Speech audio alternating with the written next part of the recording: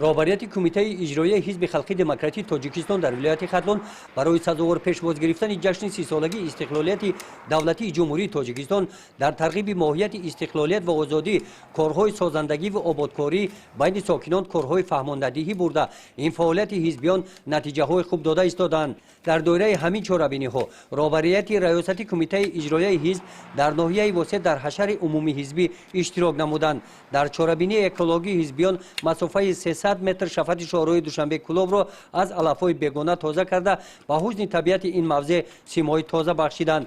дар ин рӯз бо иштироки намояндагони раёсати кумитаи иҷроияи ҳизби халқи демократии тоҷикистон дар вилояти хатлон дар шаҳре киҳолбуг ба як оилаи ниёзманд кӯмаки яквақтаи моддӣ расонида шуд.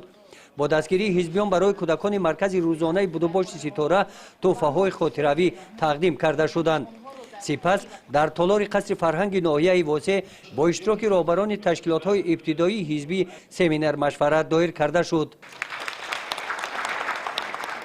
дар ҳамин гуна ҳамоиш ки бо иштироки роҳбарияти раёсати кумитаи иҷроияи ҳизби халқии демократии тоҷикистон дар вилояти хатлон дар ноҳияи ба номи мир саиди али ҳамадонӣ доир карда шуд, раиси ноҳия, раисони ҷамоатҳои деҳот, вакилони маҷлисҳои маҳаллӣ, раисони кумитаҳои маҳалла, роҳбарони ташкилоту муассисаҳо, роҳбарони ташкилотҳои ибтидоии ҳизбӣ иштирок намуданд.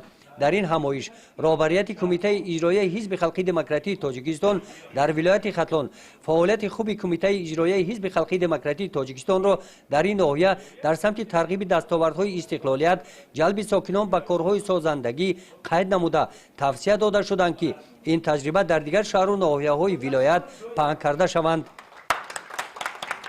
гузориши хоҷа назриев, худоиназар зуҳуров аз минтақаи кӯлоб барои барномаи иттилоотии Навид.